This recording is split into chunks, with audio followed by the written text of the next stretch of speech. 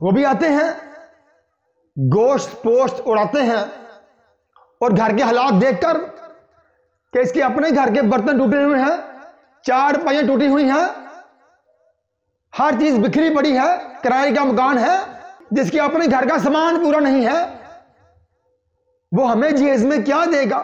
کھانا کھاتے ہیں اور دوبارہ لوٹ کے نہیں آتے۔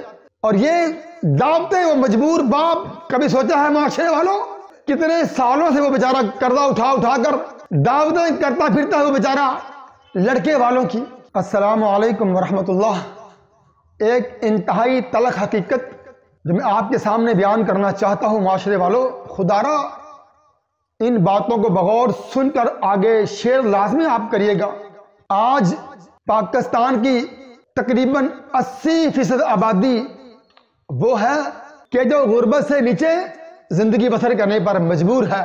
ان حالات میں غربت پہلے سے کہیں زیادہ ہے، مہنگائی پہلے سے انتہائی زیادہ ہے، اور بے روزگاری آپ کے سامنے ہے انتہائی زیادہ، اور لالچ پہلے سے کہیں زیادہ ہے معاشرے والوں۔ ان حالات کے اندر کہ جو اکثر غریب لوگ ہیں پاکستان میں بسنے والے، آپ خود ذرا فیصلہ کریں کہ وہ 2 وقت کا کھانا کھائیں تو کیسے کھائیں، بجلی کے بل ادا کریں تو کیسے کریں، سوئی گیس کے بل ادا کریں تو کیسے کریں، بیمار بچوں کی، بیمار والدین کی دوائی وہ کہاں سے لائیں، اپنے مکان کے کرائے وہ کہاں سے ادا کریں، یہ سب کچھ وہ کیسے برداشت کریں معاشرے والوں۔ اب ان سب سے بڑا بوجھ غریب بیٹی والوں پر وہ کیا ہے کہ جو یہ خرچے برداشت نہیں کر سکتے، وہ اپنی بیٹیوں کو 20-20 لاکھ کا جہیز کہاں سے دیں گے؟ کبھی غور کیا آپ نے اس مسئلے پر معاشرے والوں؟ اب ہوتا کیا ہے کہ لڑکے والے جب لڑکی والوں کے یہاں جاتے ہیں نا رشتہ دیکھنے کے لیے، اپنا لاہو لشکر لے کر جاتے ہیں وہ لڑکی والوں کے ہاں، تو مجبور بیٹی کا باپ ان لڑکے والوں کو گوشت کھلاتا ہے۔ کیسے؟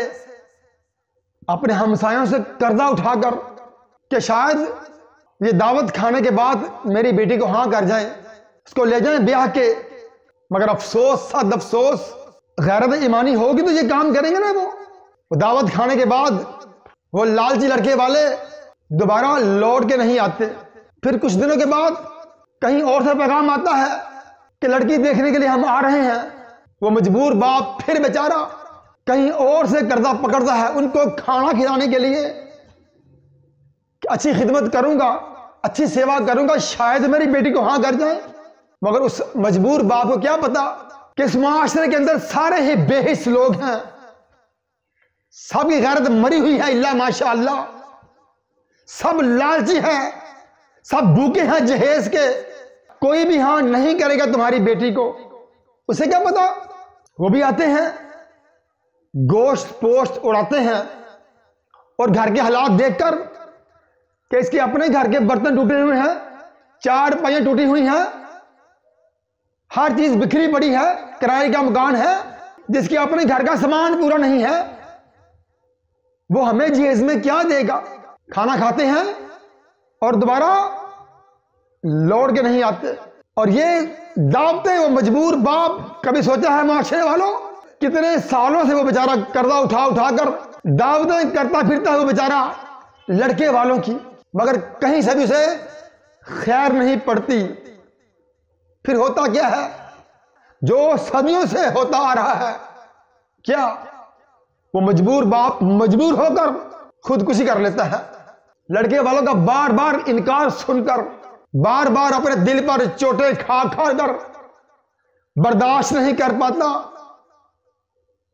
آخرکار پنکھے کے ساتھ وہ بیچارہ جھول جاتا ہے اور اپنی جان اس لالچی لوگوں کے ہاتھوں قربان کر دیتا ہے۔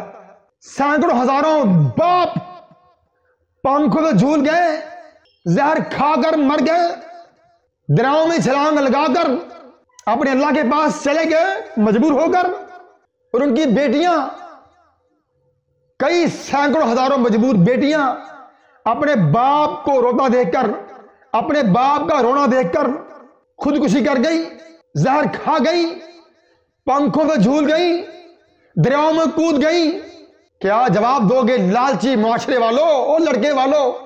اور کتنی جانیں لوگے؟ کتنی مجبور باپ کو خودکشی کرنے پر مجبور کرو گے؟ کتنی مجبور ماؤں کی زندگی سے کھیلو گے؟ کتنی مجبور بیٹیوں کو، بہنوں کو خودکشی کرنے پر مجبور کرو گے؟ کب بھرے گا تمہارا پیٹ جہیز کے مال سے؟ اور یاد رکھو ذرا، یہ دنیا مکافات عمل ہے۔ آج کسی مجبور باپ کو رلاؤ گے نا، کل تمہیں بھی رونا پڑے گا، یاد رکھو ذرا۔ اور لالچی معاشرے والوں، آج کسی مجبور بیٹی کو تڑپاؤ گے، کل تمہیں تڑپنا پڑے گا اپنی مجبور بیٹوں کے ہاتھوں۔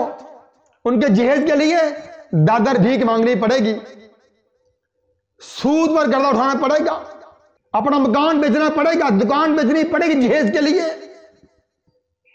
جولی پھیلانا پڑے گی در در جا کے جہیز کے لیے۔ وگرنہ جب کہیں سے کچھ نہیں بن پائے گا نا، تو تمہیں بھی ایسے ہی اپنے گھر کے اندر لاشوں اٹھانا پڑے گا، خودکشی کرنے والی لاشوں کو کندھا دینا پڑے گا تمہیں بھی۔ پھر یاد کرو گے نا، ایک بڑی ہی پھر یاد کرو گے نا جی، سسیاں لے لے کر آہیں بھر بھر کے یاد کرو گے کہ ہاں جو آج میرے ساتھ ہوا ہے نا جی، یہ ظلم میں خود کر بیٹھا ہوں اپنے ہاتھوں سے، یہ ظلم میں نے کیا تھا اللہ کی مخلوق کے ساتھ، جو آج میرے ساتھ ہو رہا ہے۔ پھر کیا فائدہ دو دو خاندانوں کو برباد کر کے؟ پھر کیا فائدہ؟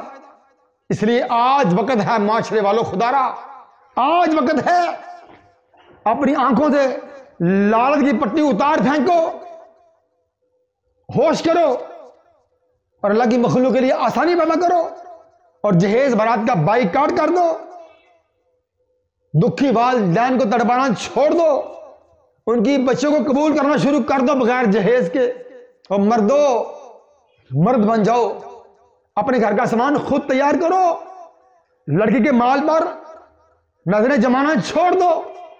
اگر آج اللہ کی مخلوق کے لیے آسانی پیدا کرو گے نا، تو انشاءاللہ کل تمہیں بھی، تمہاری بیٹیوں کے لیے کوئی تنگ نہیں کرے گا، تمہاری بہنوں کے لیے کوئی نہیں تڑپائے گا جہیز کے لیے، آسانی پیدا کرو گے۔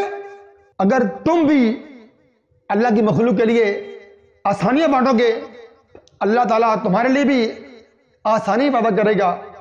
اگر تم لوگ اللہ کی مخلوق کو تڑپاؤ گے، ان کے راستے بند کرو گے، خودکشیاں کرنے پر مجبور کرو گے، انہیں زہر کھانے پر مجبور کرو گے، یاد رکھو یہ وقت کل تو تمہارے اوپر بھی آنے والا ہے۔